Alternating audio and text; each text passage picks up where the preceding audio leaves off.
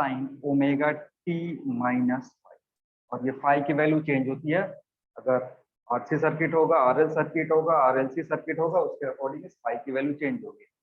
Current का जो term होता है यही टर्म होता है, अगर ई तो करंट इसके अकॉर्डिंग आएगा और ये फाइव चेंज होगा। ठीक है, तो इसको क्या बोलते हैं, इसको बोलते हैं इंस्टेंटेनियस पावर। और ये जो पावर है ये इट में भी पॉजिटिव, नेगेटिव और जीरो, ये तीनों में से कोई भी वैल्यू ले सकता है। हो सकता है हमने यहाँ टाइम पुट करा, टाइम यहाँ पुट करा, यहाँ पुट करा, वहां से जो रिजल्ट आया मे बी पॉजिटिव, फिर यहाँ टाइम पुट करा, यहाँ टाइम पुट करा, मे बी नेगेटिव या मे बी जीरो, सब हो सकता है डिपेंडिंग अपॉन द टाइम और डिपेंडिंग अपॉन द सिचुएशन। ये तुम्हारा इंस्टेंटेनियस पावर है। ठीक है, सिंपल सा चीज है। जो सेकेंड पावर हमने डिस्कस करा था वो था एवरेज पावर। नंबर 2 जो पावर था वो था एवरेज पावर।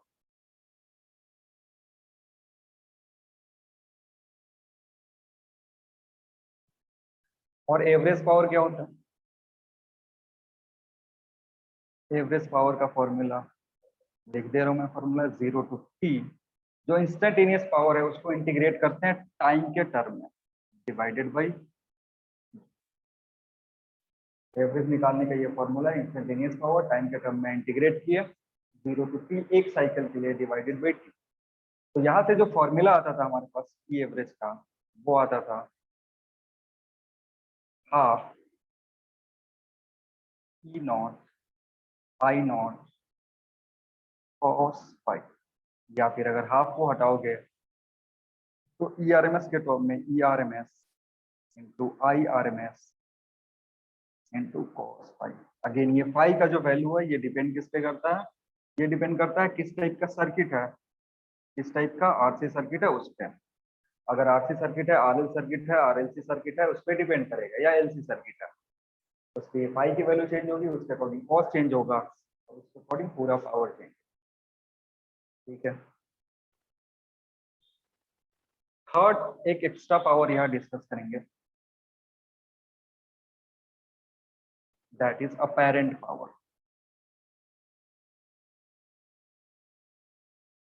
अपैरेंट पावर जिसको रिप्रेजेंट करते हैं पी डब्ल्यू, अपैरेंट पावर। समझते हैं अपैरेंट पावर क्या होता है। देखो, अगर कोई हमारे पास डिवाइस है, हॉट वायर इंस्ट्रूमेंट है, उससे हम करंट मेजर कर सकते हैं और वोल्टेज मेजर कर सकते हैं। तो कोई भी हॉट वायर इंस्ट्रूमेंट है तो उससे करंट और वोल्टेज मेजर कर सकते हैं in case of AC circuit. तो मान लो किसी के पास वो डिवाइस है और वो पावर निकालना चाहता है, जो भी डिवाइस है उसके पास, उसको यूज करके वो पावर निकालना चाहता है। तो अगर उसने वोल्ट मीटर यूज किया, हॉट वायर वोल्ट मीटर, तो उसको क्या मिलेगा, ई आर एम एस मिलेगा। ठीक है, साथ ही साथ अगर एमीटर यूज किया तो एमीटर जो रीडिंग देगा वो आई आर एम एस का देगा।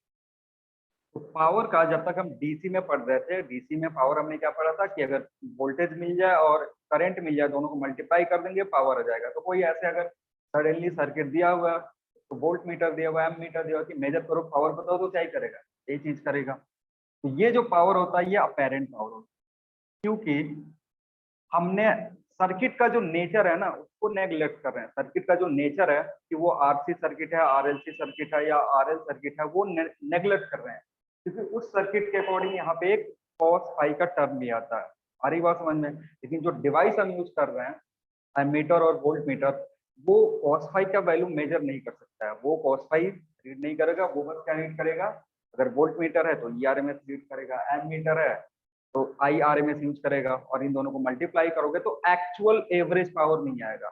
एवरेज पावर के लिए हमें सर्किट का प्रॉपर्टी पता होनी चाहिए कि सर्किट किस टाइप का है, फिर उसके अकॉर्डिंग हम क्या करेंगे, मेजर करके जो फाई आएगा वो टर्म यहाँ पुट करेंगे, तब एवरेज पावर आएगा।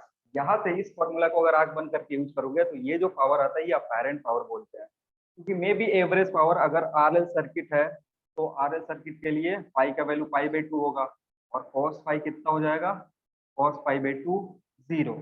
तो तुम्हारा अपैरेंट पावर यहाँ पे कुछ वैल्यू देगा, लेकिन एक्चुअली में जो पावर है वो कंज्यूम ही नहीं हो रहा है, एवरेज पावर 0 आ गया। इससे इस फॉर्मूला को हम बोलते हैं इस फॉर्मूला को बोलते हैं अपेरेंट पावर, क्योंकि ये मे बी कंजम्पशन हो रहा होगा सर्किट में, मे बी नहीं हो रहा होगा। ये कब पता चलेगा, जब हम एवरेज पावर कैलकुलेट करेंगे तो। और एवरेज पावर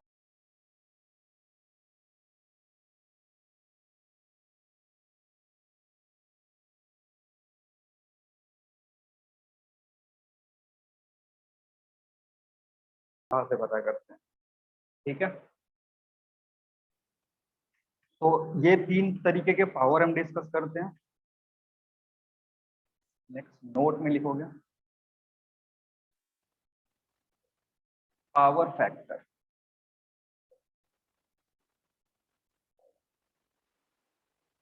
पावर फैक्टर लिखना, it is ratio of, it is ratio of, it is ratio of average power to apparent power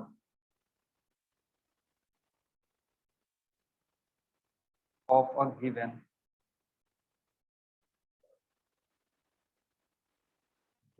RC या given AC circuit.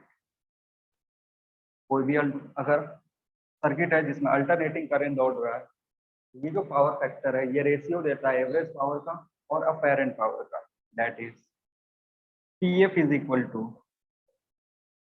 P average divided by P apparent. और value put करोगे तो ये होता है ERMS IRMS cos phi divided by ERMS into IRMS। अब यहाँ से पता चलेगा कि पावर फैक्टर क्या होता है। पावर फैक्टर होता है cos phi के बराबर।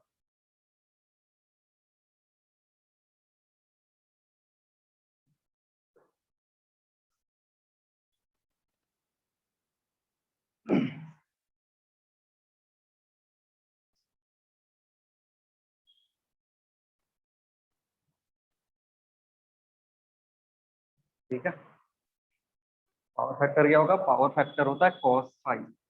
और ये जो पावर फैक्टर है ये वेरी करता है, ये लेस देन और इक्वल टू 1 हो सकता है और ग्रेटर देन इक्वल टू 0 हो सकता है। इसका ये रेंज है। किसी सर्किट के लिए हमने कैलकुलेट किया, पावर फैक्टर 1 आ रहा है, तो इसका मतलब क्या है, फॉर प्योर रेसिस्टिव सर्किट।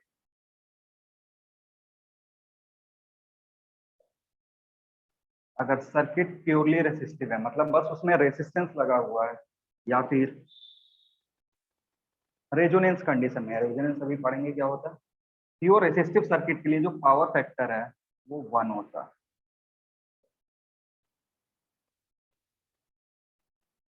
क्योंकि रेसिस्टिव सर्किट के केस में हमने देखा था फाई का वैल्यू 0 आ रहा था, और जैसे ही फाई 0 होगा cos फाई 1 हो जाएगा, और cos फाई 1 पावर फैक्टर 1 है।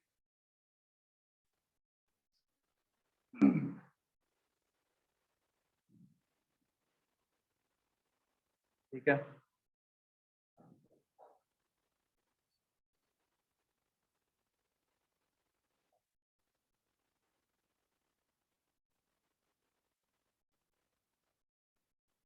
नेक्स्ट हेडिंग लिखेंगे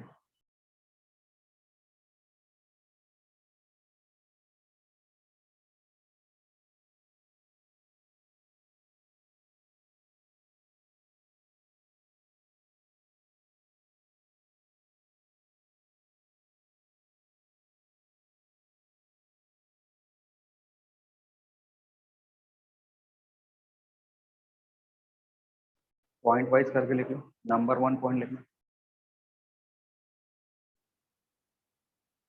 the part of alternating current, the part of alternating current, the part of alternating current with which with which with which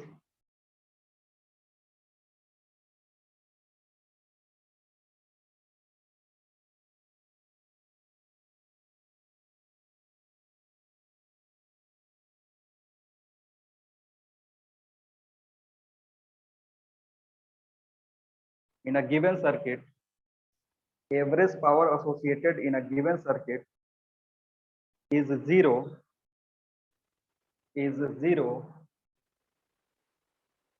is zero, is called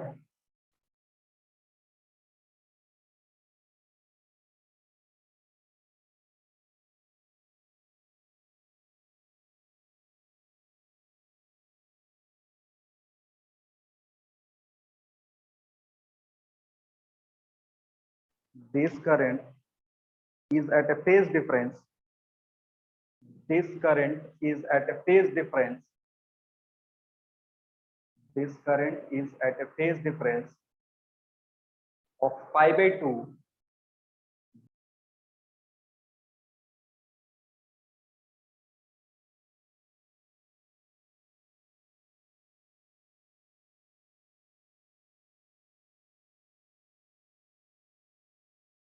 supplied power. ठीक है, मतलब ये जो भी current है वो ऐसा पार्ट है जिसका एंगल सप्लाइड ईएमएफ से 90 डिग्री का होगा। थर्ड पॉइंट लिखेंगे, हमने देखा था कि if supply voltage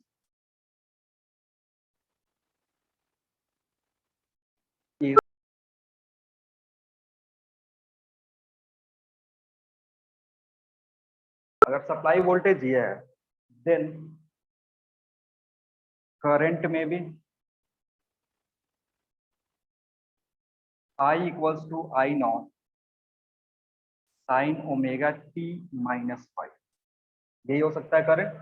again phi का वैल्यू चेंज करेगा सर्किट के टाइप पे, ठीक है। तो अगर ये सप्लाइड है, ये करंट है, ये करंट सर्किट से दौड़ेगा, तो इसका एक पार्ट ऐसा होगा, एक पार्ट ऐसा होगा जो इस ईएमएफ से 90 डिग्री फेज आउट होगा। ईएमएफ से क्या होगा, 90 डिग्री एंगल पे होगा, और उसी करंट को हम वाटलेस करंट बोलते हैं। तो जब इसको एक्सपैंड करोगे, जो भी ये टर्म है इसको एक्सपैंड करोगे, I equals to I not, sine को क्या लिख सकते हो, sine omega t plus phi को लिख सकते हो sine omega t cos phi minus sine phi cos omega t. जो भी ये करंट था इसको हमने दो पार्ट में डिवाइड कर दिया, एक ये पार्ट, एक ये पार्ट। तो इन दोनों पार्ट में बताओ कौन ऐसा पार्ट है जो इससे 90 डिग्री एंगल पे है। देखो एक बार, ये जो भी हमने दो पार्ट निकाला, दो part sine phi cos omega, sine phi cos omega t, दो पार्ट है, नंबर 1 और नंबर 2, इसके दो पार्ट है। इनमें से एक पार्ट ऐसा है जो इससे 90 डिग्री के एंगल पे है, ठीक है, और वो जो पार्ट है वो पावर कंज्यूम नहीं करता है। तो वो पावर कंज्यूम नहीं करता है, इसलिए उसको क्या बोलना है, वाटलेस करंट बोलना है। करंट होगा सर्किट में लेकिन वो कोई पावर कंज्यूम नहीं करेगा। तो जब पावर कंज्यूम नहीं कर रहा है इसलिए उसको क्या बोलना है, वाटलेस करंट बोलना है। उसका फीचर मैंने बता दिया कि फीचर क्या होगा, कि वो ईएमएफ से 90 डिग्री एंगल पे होगा। दो पार्ट है इसमें, हमें देखना है कि कौन ऐसा पार्ट है जो 90 डिग्री का एंगल बना रहा है। बात करते हैं इसका, साइन ओमेगा टी, ये साइन ओमेगा टी और ये साइन ओमेगा टी, क्योंकि ये तो कांस्टेंट है। कॉस फाई क्या है, कांस्टेंट है जो डिपेंड करेगा सर्किट के नेचर पे, ये कांस्टेंट है।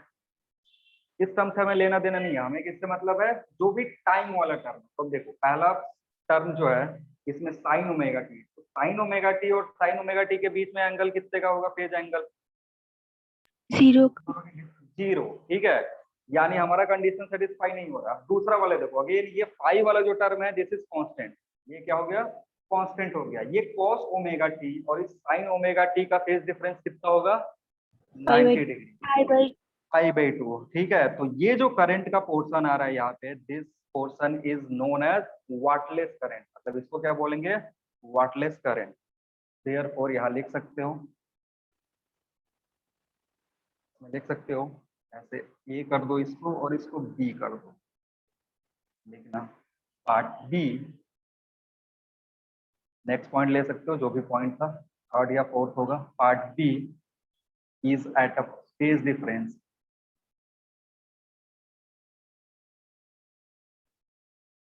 Phase difference of pi by 2 with respect to EMF, therefore it is, therefore it is wattless current.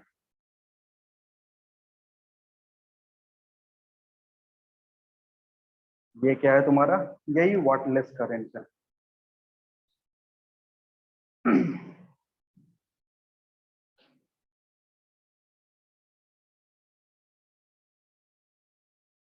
लिख सकते हो that is I W. I W को कहने का मतलब है wattless current. I W equals to I not sign,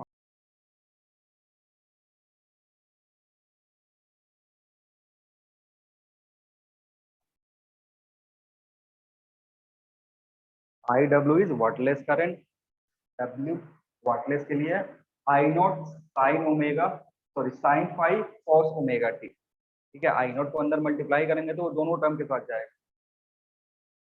आ रही बात समझ में? अब यहाँ पे तुमको बताना है कि जो वाटलेस करंट है इसका एम्पलीट्यूड कितना है।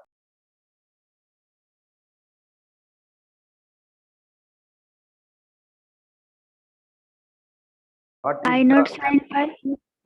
आई नॉट साइन फाइव, इसका जो एम्पलीट्यूड है, जो भी टाइम वाले टर्म को छोड़ के जो टर्म होता है उसको क्या बोलते हैं, एम्पलीट्यूड बोलते हैं। तो यहाँ पे देख सकते हो एम्पलीट्यूड जो है, एम्पलीट्यूड ऑफ वाटलेस करंट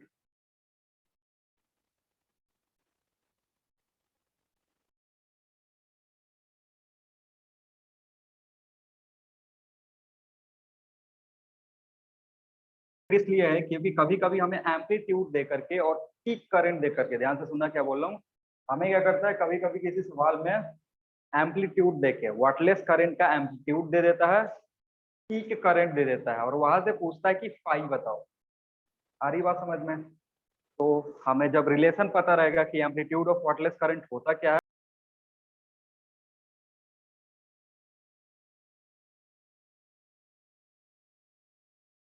निकाल सकते हो। फाई निकालने के अभी तक हमारे पास 3 मेथड हो गए। फाई निकालने के कितने मेथड हो गए? 3 मेथड। अभी एक बार मैं उसको समराइज कर दूंगा कि कौन कौन सा मेथड है फाई कैलकुलेट करने का।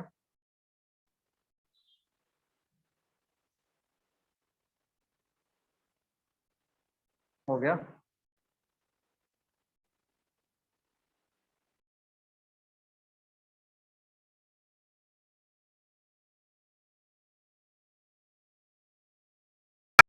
वो सबसे पहला जो फॉर्मूला था हमने पढ़ा था tan phi is equal to X by R, या फिर XL minus XC divided by R. ये पहला फॉर्मूला पढ़ा था। दूसरा, इसी फॉर्मूला को थोड़ा सा मॉडिफाई किया था, तो एक फॉर्मूला आया था V L minus V C divided by R. यहाँ से दूसरा फॉर्मूला, यहाँ से भी हम फाई इजीली कैलकुलेट कर सकते हैं। अभी हमने एक पढ़ा कि जो एम्पलीट्यूड है वाटलेस करंट का, वाटलेस करंट का जो एम्पलीट्यूड है, वाटलेस करंट का sir amplitude VL minus VC by VR होगा ना? हाँ सॉरी वी आर। हाँ, और ये जो वाटलेस करंट है उसका एम्पलीट्यूड बराबर होता है आई नॉट साइन फाई के। तो यहाँ से साइन फाई क्या हो जाएगा, sine phi is equal to I W A divided by I not. Clear है? ये तुम्हारा थर्ड फॉर्मूला है। और यहाँ से भी हमें फाई पूछ सकता है। इधर तो बच्चे कर लेते हैं लेकिन कंफ्यूज इधर से हो जाते हैं कि अगर एम्पलीट्यूड दिया है, पीक वैल्यू दिया तो वहां से फाई कैसे निकालेंगे, किस रिलेशन से निकालेंगे। ठीक है, तो ये सारी चीजें पावर के लिए थी। पावर में करंट का वो पोर्शन जो होते हुए भी करंट कंज्यूम नहीं, ये पावर कंज्यूम नहीं करता है, उसको वाटलेस करंट बोलते हैं। फिर वाटलेस करंट में ये एम्पलीट्यूड का रिलेशन है जहाँ से हम फाई की वैल्यू निकाल सकते हैं। ठीक है, पावर फैक्टर दिया रहता है तो भी हम फाई की वैल्यू निकाल सकते हैं कि पावर फैक्टर है क्या, power factor is equal to cos phi. वो भी एक फोर्थ फॉर्मूला हो सकता है कि अगर पावर फैक्टर दिया होगा तो वहां से भी फाई पूछ सकता है। ये फोर्थ फॉर्मूला है तुम्हारा। ठीक है ना, पावर फैक्टर दे दिया कि पावर फैक्टर किसी एसी सर्किट का हाफ है तो बताओ उसका पावर फैक्टर फाई कितना होगा, फेज डिफरेंस या फेज एंगल कितना होगा, वो भी कैलकुलेट कर सकते हो। तो 4 तरीके से हम फाई कैलकुलेट कर सकते हैं किसी भी सर्किट का। Clear?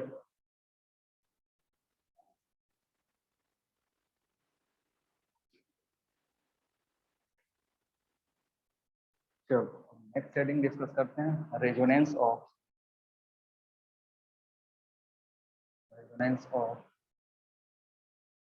LCR circuit, LCR series circuit. हम लोग जो पढ़ रहे हैं वो एलसीआर सीरीज सर्किट है।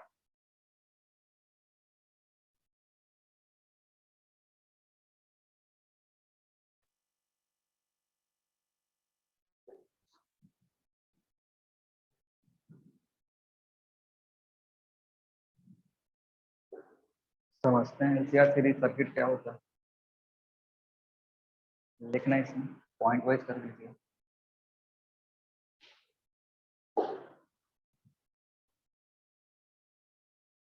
For certain value, for certain value of frequency, for certain value of frequency, for certain value of frequency of a alternating current, of a alternating current, of a alternating current, inductive reactance, inductive reactance, inductive reactance is equal to, inductive reactance is equal to capacitive reactance, inductive reactance is equal to capacitive reactance of the circuit, capacitive reactance of the circuit, full stop. This condition, this condition, this condition is known as,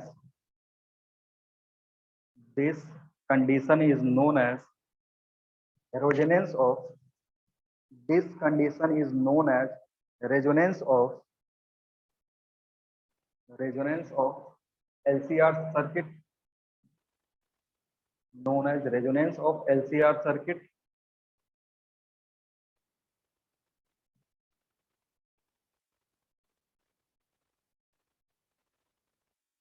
resonance of LCR circuit, that is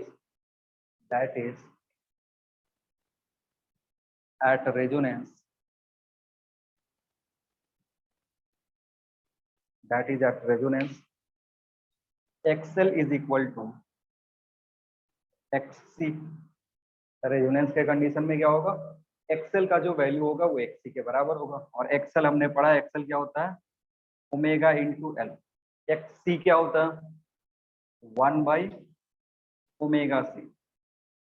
ठीक है, XL का value क्या था, omega into inductance, और XC क्या होता है, 1/ओमेगा into C। अब यहाँ से सिंप्लीफाई करोगे तो यहाँ से आएगा omega square is equal to 1/LC। ठीक है, और थोड़ा सा और सिंप्लीफाई करोगे तो पता चलेगा omega is equal to 1/√/LC। ठीक है, और इसको ओमेगा लिखने से बढ़िया मैं लिख रहा हूँ ओमेगा आर, क्योंकि इसको बोलते हैं रेजोनेंस फ्रीक्वेंसी या रेजोनेटिंग फ्रीक्वेंसी। तो इसमें लिखना,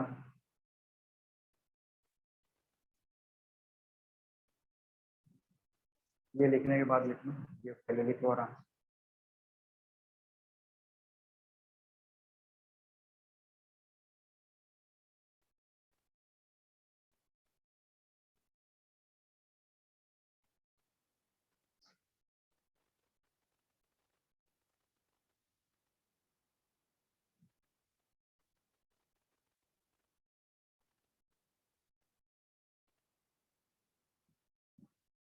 हो गया। Yes. This frequency is known as, this frequency is known as resonance frequency.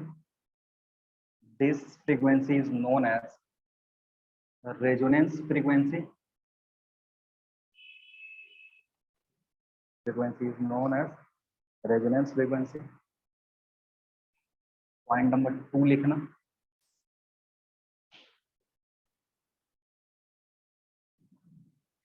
point number 2 लिखना। At resonance, at resonance, at resonance, impedance of the circuit, at resonance, impedance of the circuit is minimum. Impedance of the circuit is minimum,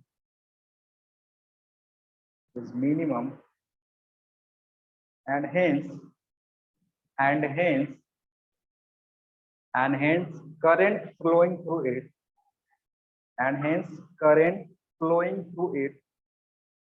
is maximum,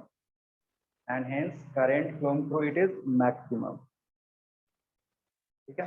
तो ऐसे situation में क्या होगा कि जो Z है, Z का फॉर्मूला हमने देखा था, Z is equal to R square plus omega L minus 1 / omega C square, यही होता है जेड, एक्सएल माइनस एक्ससी।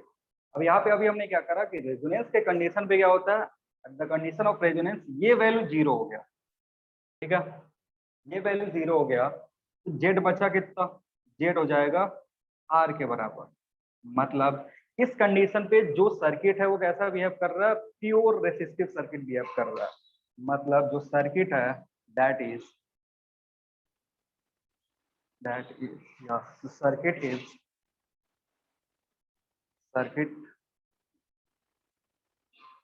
behaves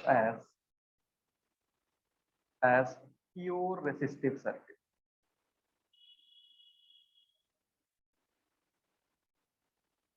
ठीक है, आप समझना है क्या, एलसीआर सर्किट था लेकिन फिर भी बिहेव कैसे कर रहा है, प्योर रेसिस्टिव सर्किट बिहेव कर रहा है, क्योंकि ये जो टर्म था, जो भी इंपीडेंस है वो एक दूसरे को कैंसिल आउट करते हैं।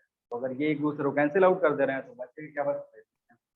और ऐसे कंडीशन में जब वैल्यू देखोगे इंपीडेंस का तो सबसे मिनिमम होगा, इंपीडेंस का वैल्यू सबसे मिनिमम है, यानी यहाँ से जो करंट फ्लो होगा दैट विल बी मैक्सिमम। तो रेजोनेंस के कंडीशन पे दो चीजें ध्यान रखेंगे, रेजोनेंस के कंडीशन में क्या है, इंपीडेंस सबसे मिनिमम होगा और करंट सबसे मैक्सिमम होगा, और सर्किट बिहेव करेगा किस तरीके से, circuit will behave as purely resistive circuit. Clear. तो यहाँ जो करंट आएगा and I is equal to E/R, जो भी करंट होगा वो क्या होगा, E/R, क्योंकि E जो सप्लाई है, सप्लाई वोल्टेज R से क्यों कर रहे हैं, जेड R के बराबर है, इसलिए जेड की जगह सीधे क्या लिख सकते हो, R लिख सकते हो।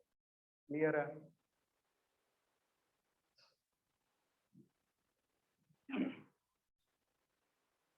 तो रेजोनेंस के सिचुएशन में तीन चीजें याद रखेंगे। सबसे पहला चीज, रेजोनेंस फ्रीक्वेंसी क्या होता है, अगर वो फ्रीक्वेंसी अप्लाई करेंगे तो उस फ्रीक्वेंसी के लिए जो एलसीआर सर्किट है that will behave as pure resistive circuit. Pure resistive circuit जब बिहेव करेगा तो सर्किट में बस रेसिस्टेंस दिखेगा, और सर्किट में जो रेसिस्टेंस दिखेगा उसी के अकॉर्डिंग करंट आएगा, क्योंकि उस इंस्टेंट के लिए एक तरीके से जो भी इंडक्टर है और कैपेसिटर है कंबाइंडली इनइफेक्टिव हो जाते हैं, ठीक है ना, इंडिविजुअली वर्क कर रहे होते हैं, इंडक्टर अपना काम कर रहा है और कैपेसिटर अपना काम कर रहे हैं, लेकिन ये दोनों मिल करके एक दूसरे को नलीफाई करते हैं, का जो वर्किंग है वो एक दूसरे को नलीफाई कर दे रहा है, और ऐसे सिचुएशन को हम क्या बोलते हैं, रेजोनेंस।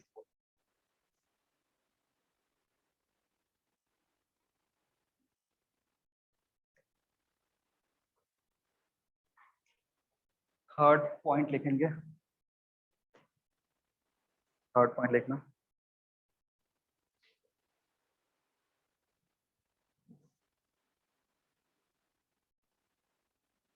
ग्राफ प्लॉट करेंगे हम Z versus omega, Z versus omega graph.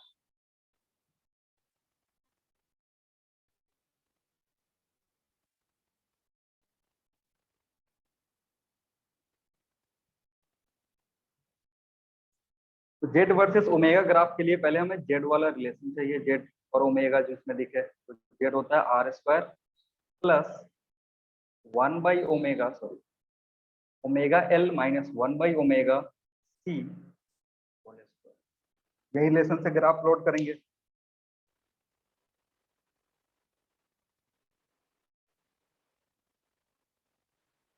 ठीक है,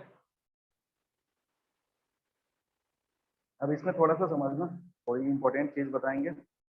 में क्या हो रहा है कि अगर यहाँ से ग्राफ प्लॉट करोगे, मान लो पहले ओमेगा 0 था, ठीक है ना, ओमेगा अगर 0 होगा, ओमेगा अगर 0 देखोगे तो यहाँ 0 पुट करोगे तो ये 0, और ये क्या हो जाएगा, इनफाइनाइट। जैसे ही ओमेगा 0 होगा, ये 0 हो गया और ये कितना हो जाएगा, इनफाइनाइट। यानी जेड का वैल्यू ओमेगा 0 पे कहाँ पे होगा, इन्फिनिटी पे। और इन्फिनिटी का मतलब टच नहीं करवाते, यानी ग्राफ कुछ ऐसे शुरू होगा, टच नहीं करवा रहे हैं, हमें पता नहीं है कि 0 पे वैल्यू कितना इन्फिनिटी है, तो ये कभी भी जेड एक्सिस को टच नहीं करेगा। अब धीरे धीरे हमने फ्रीक्वेंसी को बढ़ाना शुरू किया। क्या कर रहे हैं हम, धीरे धीरे फ्रीक्वेंसी को इंक्रीज कर रहे हैं।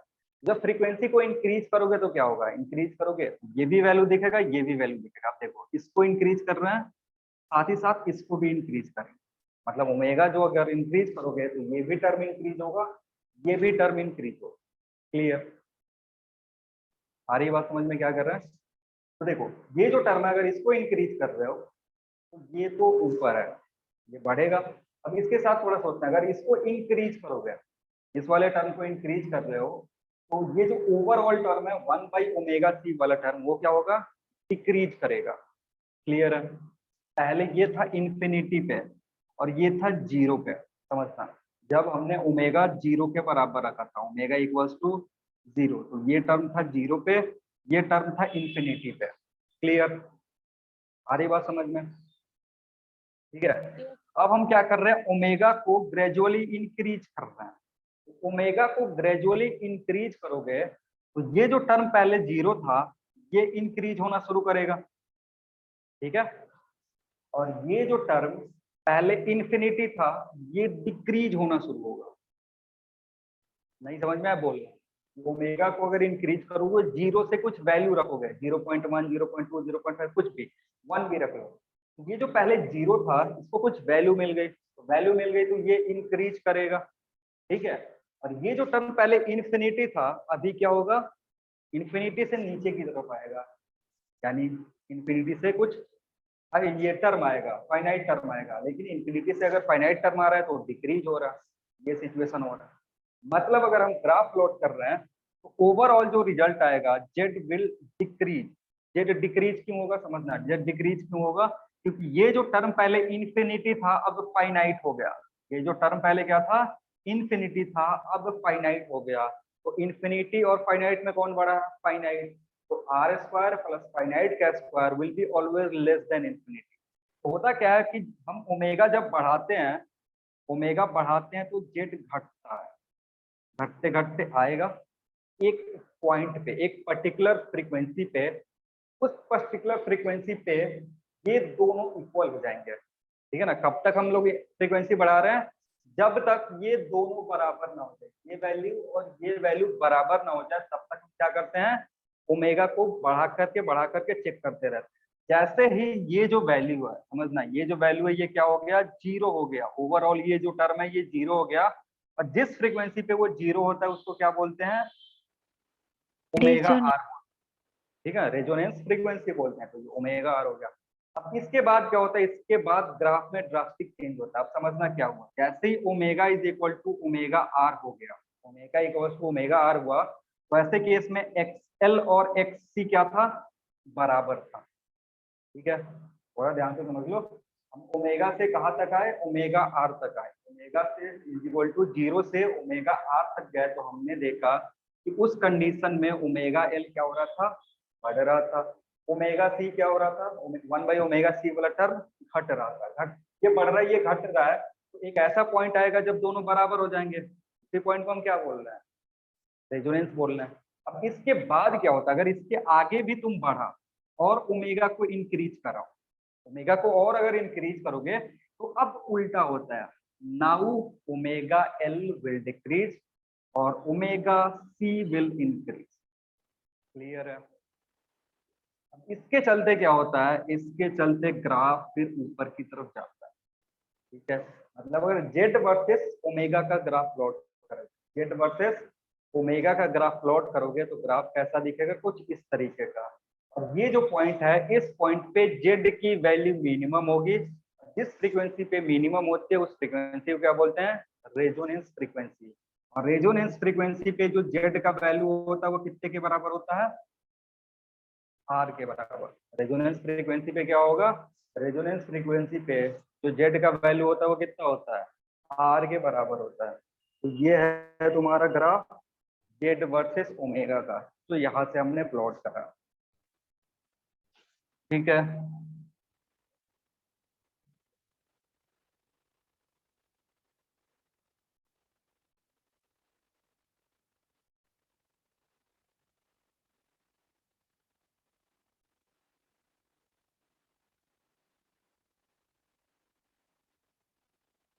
अब देखें एक चीज और लिख लो, जब इधर से इधर हम जा रहे थे, 0 से ओमेगा आर तक सर्किट जो होता है वो कैपेसिटिव होता है।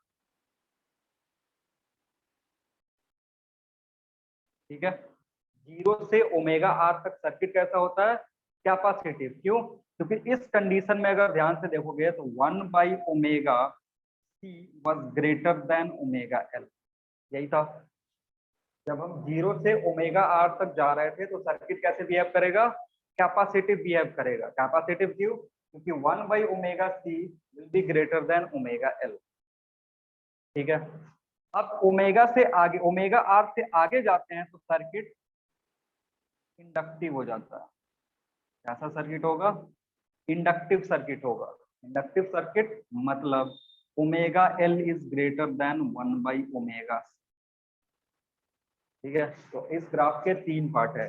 पहला पार्ट कैपेसिटिव, कहाँ से कहाँ तक, 0 से ओमेगा आर तक। ओमेगा आर पे जो ग्राफ है वो प्योरली रेसिस्टिव हो गया और इसी पॉइंट को हम रेजोनेंस बोलते हैं। और इस ओमेगा आर से आगे की तरफ जाओगे तो सर्किट कैसा बिहेव करेगा, circuit will behave as inductive circuit. तो कोई भी तुम्हारा एसी है ना, अल्टरनेटिंग करंट के केस में यही 3 टाइप होता है सर्किट का, या तो सर्किट कैपेसिटिव होगा, या तो इंडक्टिव होगा, या फिर रेसिस्टिव होगा। वो तीनों इस ग्राफ में दिख रहा है। तो एलसीआर जो सर्किट है ना, एलसीआर सर्किट तीनों तरीके से बिहेव कर सकता है depending upon the value of omega. अगर ओमेगा इस रेंज में होगा तो कैपेसिटिव बिहेव करेगा, और जब कैपेसिटिव बिहेव करता है तो पाई का वैल्यू उसके अकॉर्डिंग कैलकुलेट करते हैं। जब इंडक्टिव होगा तो इंडक्टिव बिहेव करेगा तो उसके अकॉर्डिंग पाई का वैल्यू कैलकुलेट करेंगे। इस केस में पाई का वैल्यू पॉजिटिव आएगा, इस केस में पाई का वैल्यू नेगेटिव आएगा। इसके लिए फॉर्मूला बताए हैं, वहां से कैलकुलेट कर सकते हो। ठीक है,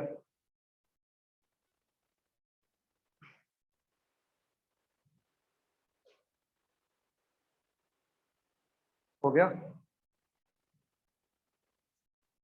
यस सर। इसके आगे 4th पॉइंट लिखना, at the condition of resonance, at the condition of resonance, power loss in the circuit, power loss in the circuit, power loss in the circuit is maximum. Power loss in the circuit is maximum. जो कि power loss होगा वो maximum होगा। अब resonance के case में जब भी रेजोनेंस हो रहा होगा तो वैसे कंडीशन में जो पावर लॉस होगा वो मैक्सिमम होगा, तो उसका ध्यान रखोगे।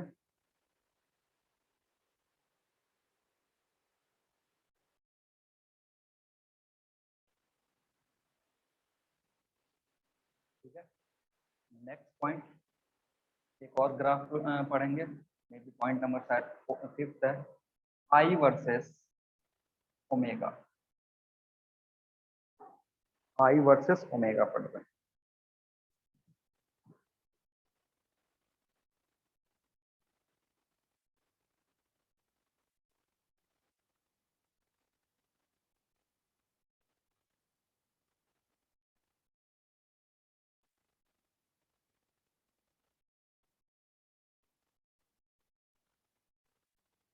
किसी भी एसी सर्किट में अगर ओमेगा चेंज करेंगे तो उसके चलते आई पे क्या इफेक्ट पड़ेगा वो देखिए।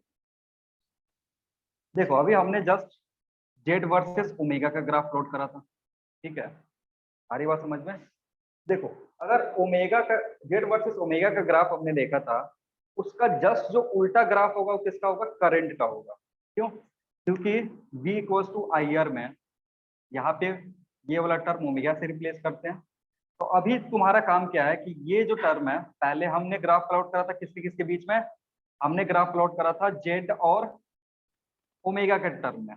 तो जेड अगर बढ़ेगा, ये तुमको पता है करंट क्या होगा, घटेगा। जेड अगर बढ़ाओगे तो करंट की वैल्यू उस ग्राफ में क्या होगी, घटेगी। तो जब पहले हमने ग्राफ पढ़ा था ना, उसमें क्या हो रहा था, ग्राफ कुछ इस तरीके का दिख रहा था। मतलब जेड वर्सेस आर का जब हमने ग्राफ प्लॉट करा तो ग्राफ फॉल हो रहा था, एक सर्टेन पॉइंट के बाद फिर राइज हो रहा था। इस ग्राफ का जस्ट अपोजिट होगा करंट का ग्राफ, क्योंकि जेड ही रेगुलेट करता है करंट को। तो जब जेड डिक्रीज होगा तो करंट क्या होगा सर्किट में, इंक्रीज होगा। अरे बात समझ में क्या बोल रहा हूँ, कि जो भी जेड है सर्किट का, जो भी इम्पीडेंस है सर्किट है, वो किसको चेंज कर सकता है, वो करंट को चेंज कर सकता है, क्योंकि करंट इस पर डिपेंड कर रहा है। हमने जेड वर्सेस आर का ग्राफ प्लॉट करा, इसके अकॉर्डिंग क्या दिख रहा था, जैसे जेड वर्सेस ओमेगा का ग्राफ प्लॉट करा तो इसमें क्या दिख रहा है कि ओमेगा अगर इंक्रीज कर रहे हैं इनिशियली तो जेड डिक्रीज हो रहा है। इसका मतलब सर्किट में जो करंट है वो क्या होगा, इंक्रीज होगा। यानी पहले हाफ के लिए अगर देखो तो ग्राफ इस तरीके का आएगा, सर्टेन मैक्सिमम वैल्यू रीच होगा, फिर उसके बाद फॉल होगा। सेम इधर राइज हो रहा है, करंट फॉल होगा। अगेन ये जिस पॉइंट पे मैक्सिमम वैल्यू ऑफ करंट आएगा उसको हम क्या बोलेंगे, that will be omega R. Omega R मतलब रेजोनेंस फ्रीक्वेंसी पे जो भी करंट होगा वो मैक्सिमम होगा।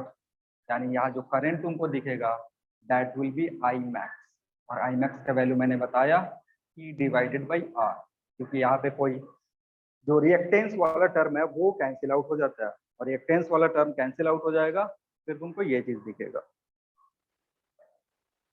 ठीक है, और सिमिलरली इधर कैपेसिटिव ग्राफ है और इधर इंडक्टिव ग्राफ है।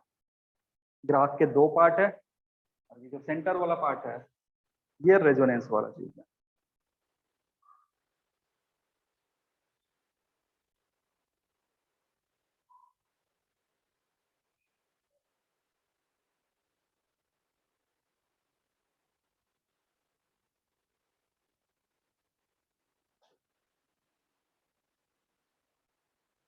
हो गया। जो मैक्सिमम पावर कंजम्पशन होता है वो किसके अकॉर्डिंग होता है, मैक्सिमम पावर कंजम्पशन होगा इसके अकॉर्डिंग। यहाँ पे करंट मैक्सिमम है, पावर कंजम्पशन मैक्सिमम होगा, ये करंट का ग्राफ ऐसे प्लॉट करें। अब यहाँ से एक टर्म आता है जिसको हम बोलते हैं हाफ पावर फ्रीक्वेंसी।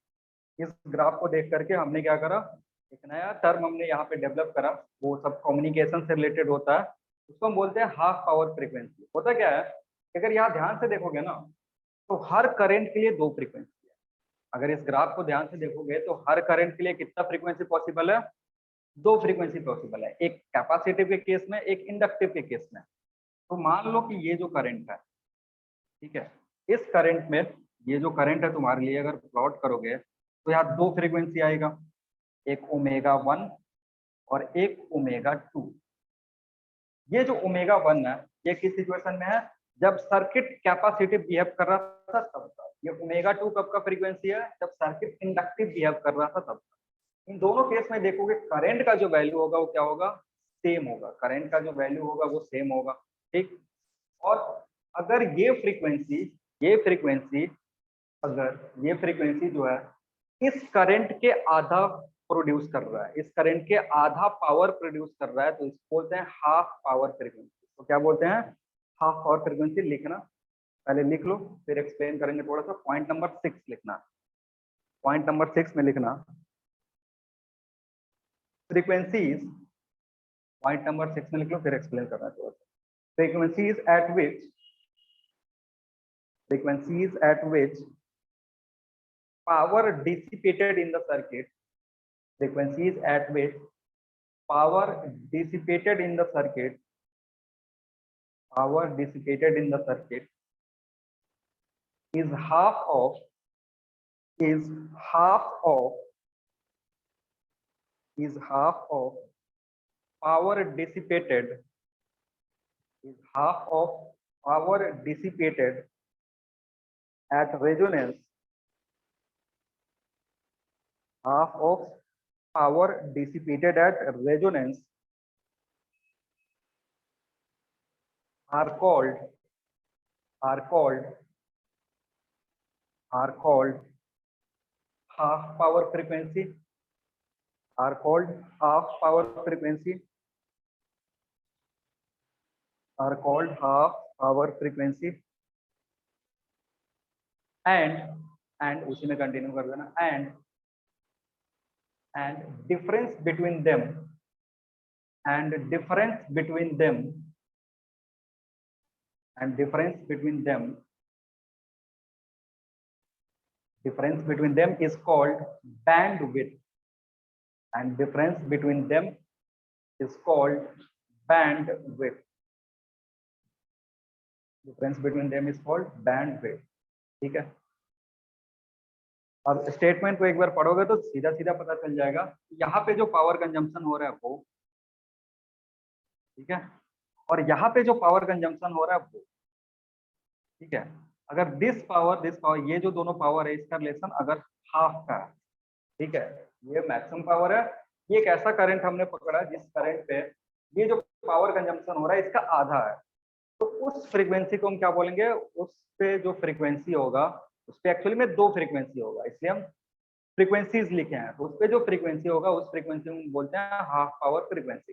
अब ये इंपॉर्टेंट क्यों है, ये इसलिए इम्पोर्टेंट, ये जो फ्रीक्वेंसी अब यहाँ पे होता क्या है, इसको कम्युनिकेशन पर्पस में यूज करते हैं। हमने बहुत बार सुना होगा बैंडविड्थ बैंडविड्थ करके, जब भी कम्युनिकेशन की बात होती है हम बोलते हैं बैंडविड्थ लो है या ऐसा कुछ टर्म आता है।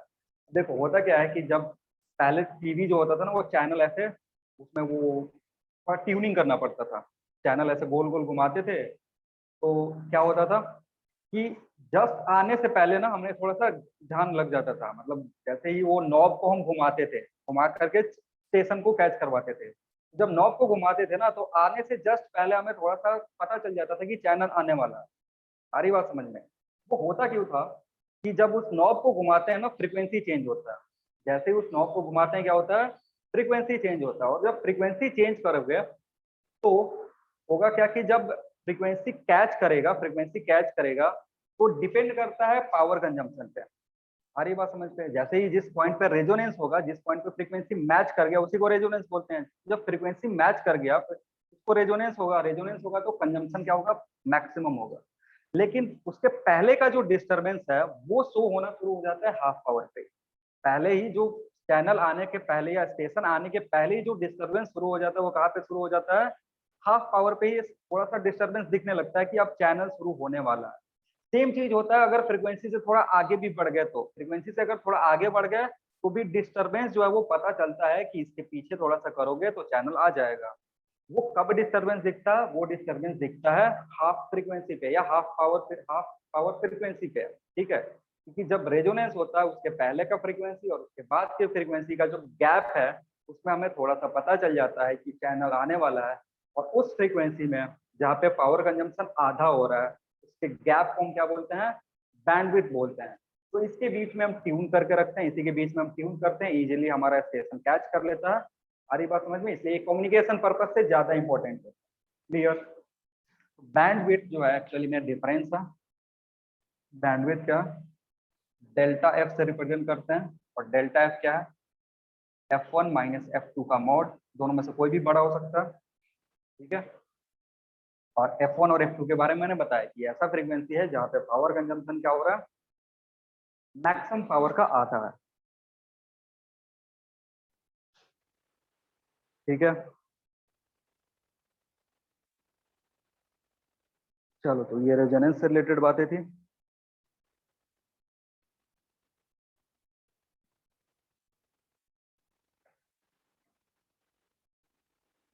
रेजोनेंस में ज्यादातर चीजें जो ध्यान में रखनी है तो फ्रीक्वेंसी ध्यान रखनी है।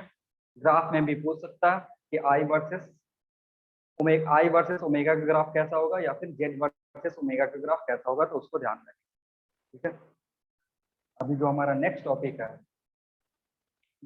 है एलसी ओसिलेशन।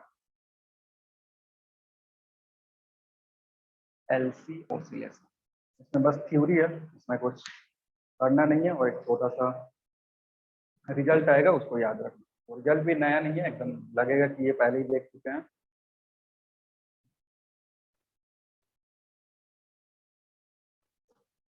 लिखने से पहले थोड़ा सा समझ में क्या हुआ, लिखना मत।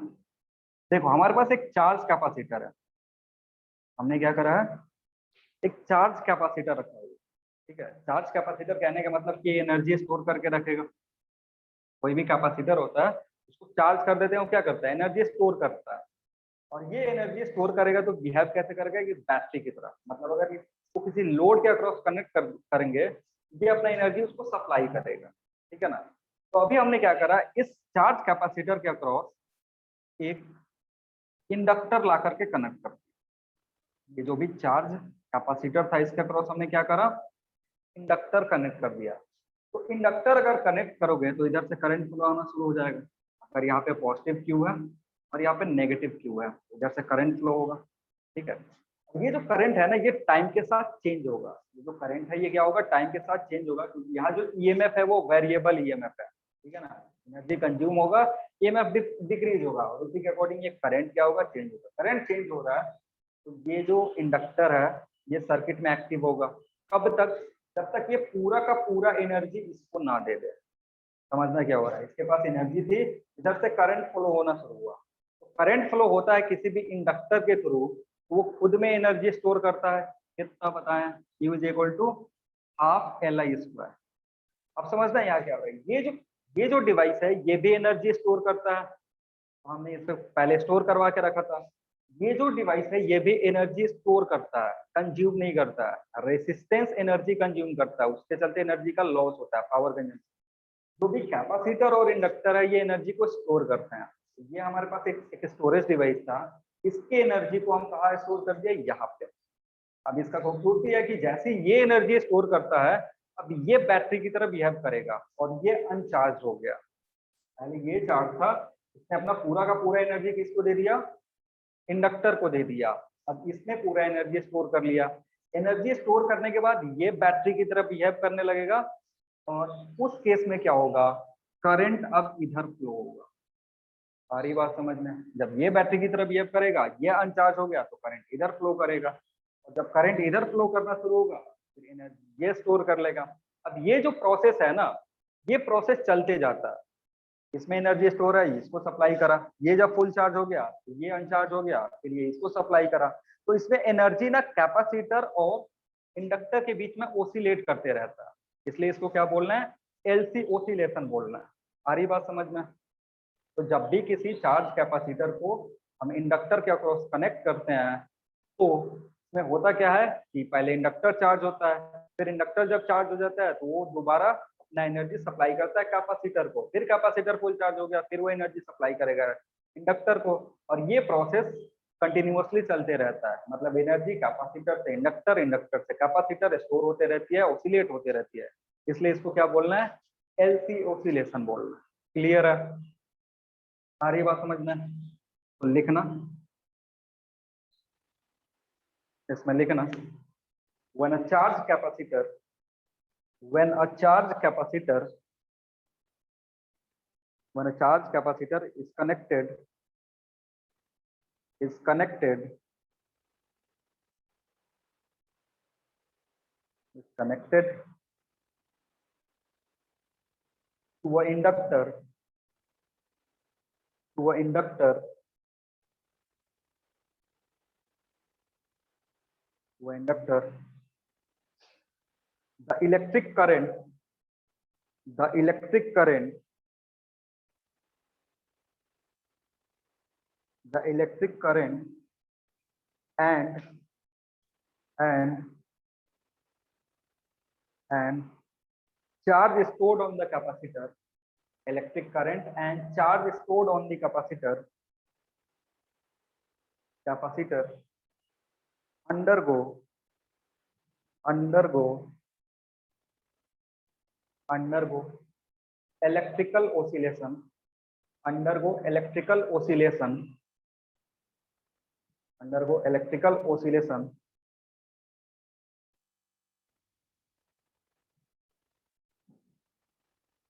in this circuit, full stop देखें, in this circuit energy oscillates between in this circuit energy oscillates between capacitor and inductor capacitor and inductor capacitor and inductor continuously capacitor and inductor continuously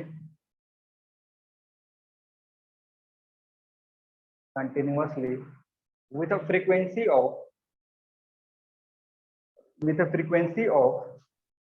sir energy oscillate between के बाद क्या होगा?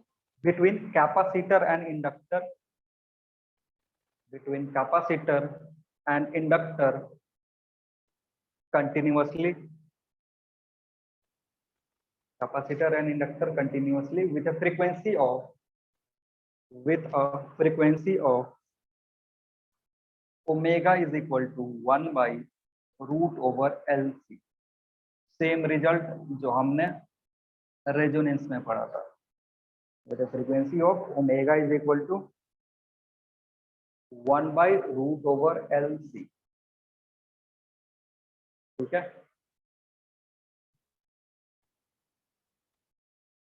यहाँ से अगर equation लाते हैं ना, तो वो जो इक्वेशन है वो एसएचएम को जस्टिफाई करता है या एसएचएम को सेटिस्फाई करता है। वहां से जो टर्म आते हैं उसको कंपेयर करते हैं तो पता चलता है। वो लिख दे रहा हूँ, थोड़ा सा दिमाग उसमें ज्यादा लगाना नहीं है।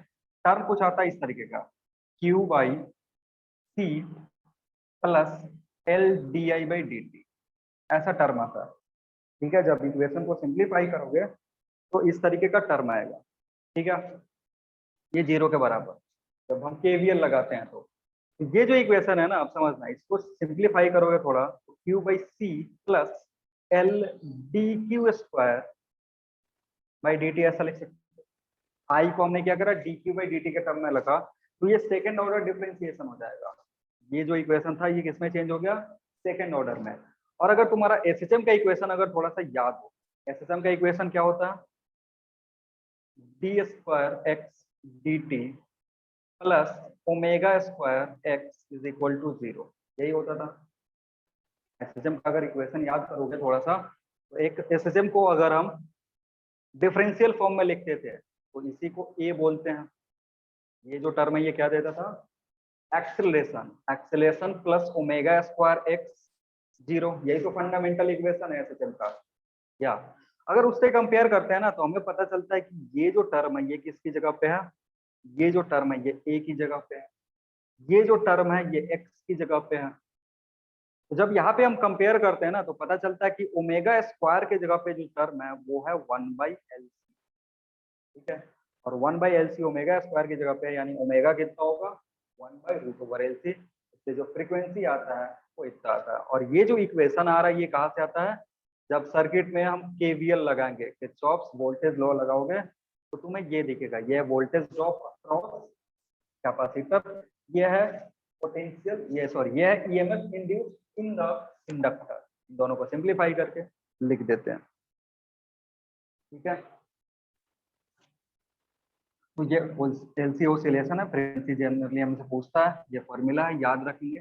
अगर ओमेगा दिया हुआ है तो एंगुलर फ्रीक्वेंसी, फ्रीक्वेंसी पूछ रहा है तो ओमेगा वाला फॉर्मूला, जो ओमेगा ये omega equals to 2 pi F use करके कैलकुलेट करना। ठीक है,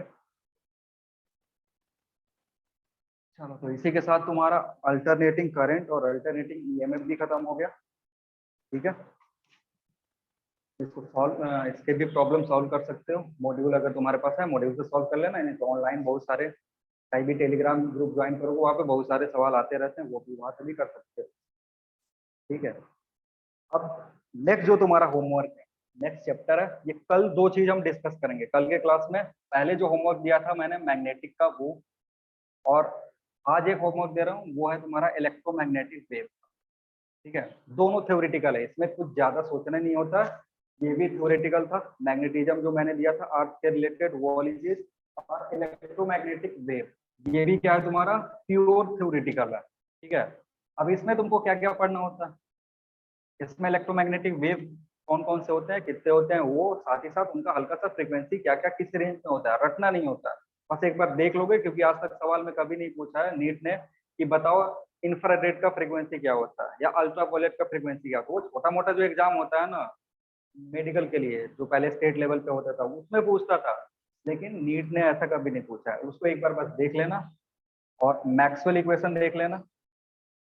ठीक है, कोई डाउट हो नेक्स्ट क्लास में पूछना।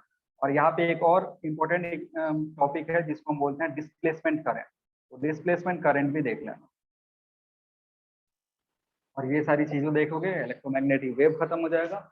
मैग्नेटिज्म मैंने पहले ही बोला था उसमें पढ़ना है कि अर्थ मैग्नेटिज्म क्या होता है, या मैग्नेट जो है वो बिहेव कैसे करता है, मैग्नेट की कुछ प्रॉपर्टी होती है, फिर उसमें पैरामैग्नेटिक, डाईमैग्नेटिक और फेरोमैग्नेटिक बिहेवियर के बारे में पढ़ना था कि क्या क्या होता है, मैग्नेटाइजेशन क्या होता है ये पढ़ना था। ठीक है, जब मैग्नेटाइजेशन पढ़ते हैं तो 2-3 टर्म आता है, उस टर्म वो टर्म क्या क्या होता है वो सब देखना होता है। ठीक है, वो पूछता नहीं है कभी एग्जाम में, आज तक ये सब सवाल नहीं आए। दोनों टॉपिक से बहुत कम सवाल आते हैं, 10 साल में 20 साल में 1-2 सवाल आता है। ठीक है, ज्यादा टाइम वेस्ट उस पर नहीं करना, बस एक ही बार देख लोगे ताकि अगर सवाल आए तो कर सको। सिंपल इजी होता है, बस थ्योरेटिकल है। ठीक है, जो हमारा नेक्स्ट क्लास होगा कल, अगर टाइम बचा, इन दोनों में अगर ज्यादा डाउट नहीं हुआ तो टाइम बचा तो हम नेक्स्ट चैप्टर डिस्कस करेंगे। नेक्स्ट चैप्टर हमारा ऑप्टिक्स में चला जाएंगे। ठीक है, चलो तो आज की क्लास में इतना ही, बाकी करेंगे नेक्स्ट क्लास में। Thank you everyone. Thank you sir. Thank you, sir. Thank you.